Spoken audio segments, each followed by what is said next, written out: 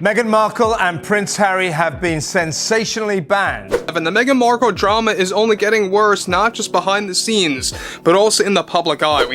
According to a report in OK magazine, Prince William plans on stripping both Harry and Meghan of their HRH titles once he becomes king. Prince William is reportedly formulating a plan to finally strip Prince Harry and Meghan Markle of their HRH titles. It's not a rumor. It's not speculation.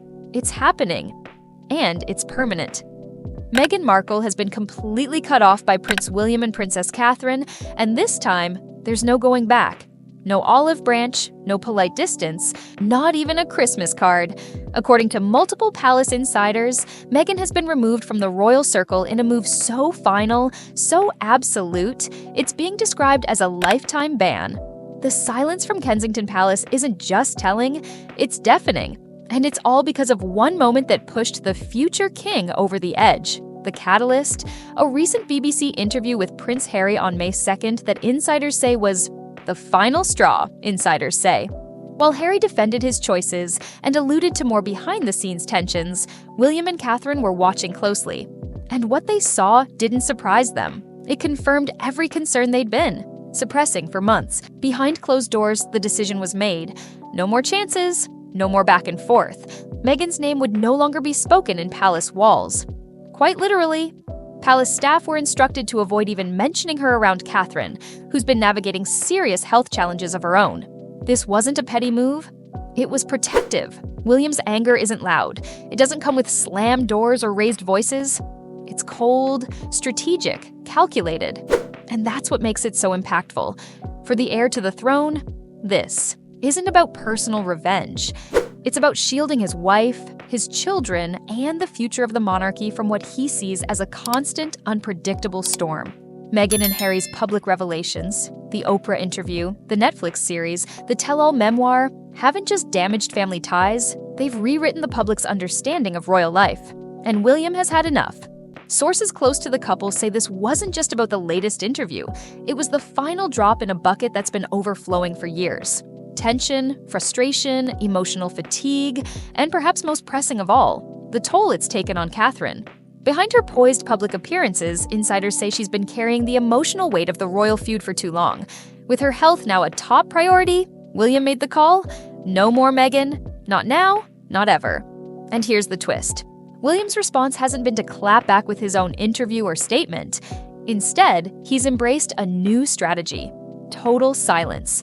Not engaging, not reacting, not feeding the fire.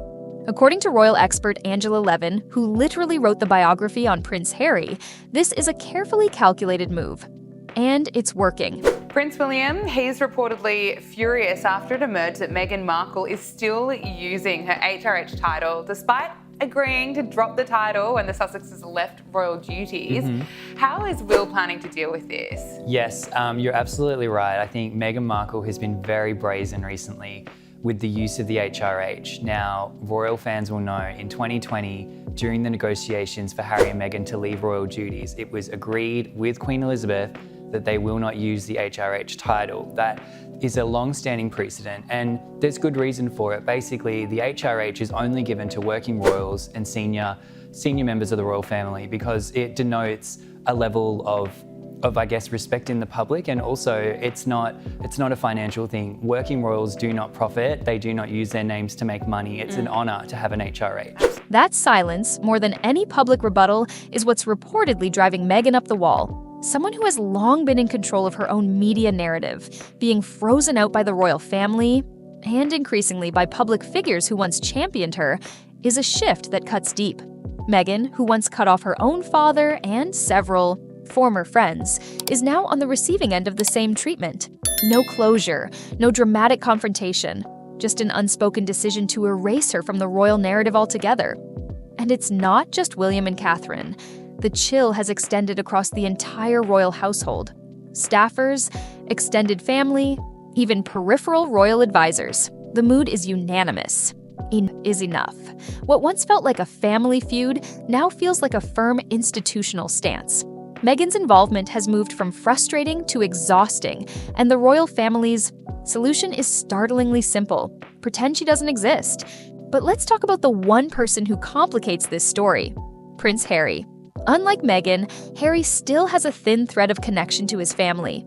Insiders describe it as maybe a cautious, conditional hope that one day he might find his way back. But even that is contingent on one key rule: no more public grievances.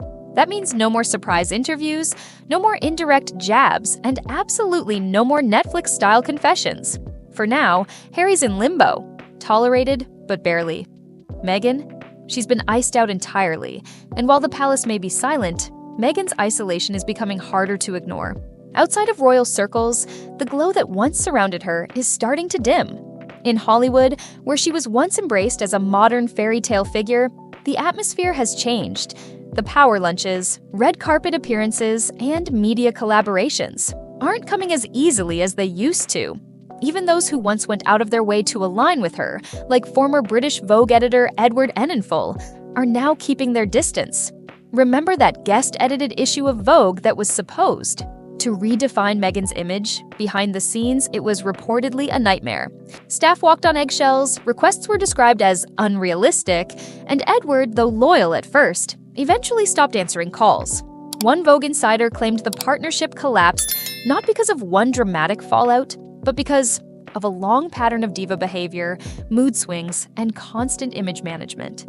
This pattern isn't isolated.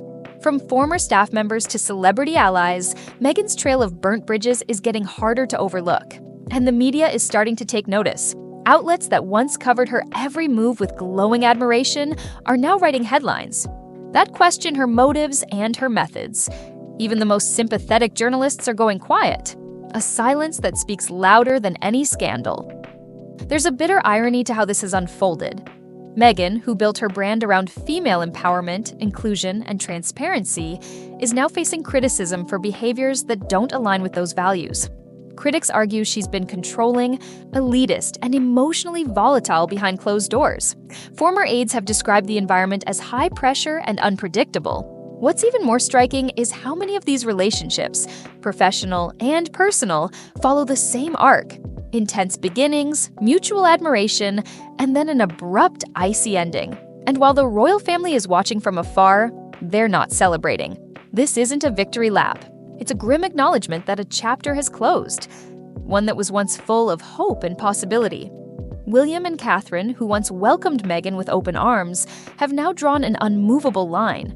It's not just about past drama, it's about preserving peace, protecting mental health, and ensuring that the monarchy doesn't become a soap opera, because at the end of the day, the royal family has one mission: survival. And survival, in their world, means discretion over drama, structure over spectacle, and in this case, silence over scandal.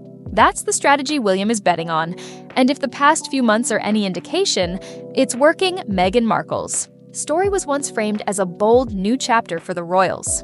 A modern woman stepping into a centuries-old institution with the promise of change. But today, that story has taken a sharp turn. From beloved to controversial, from celebrated to isolated, and from the central figure to an outsider looking in. The question now isn't whether Meghan can return, it's whether anyone inside the palace even wants her to.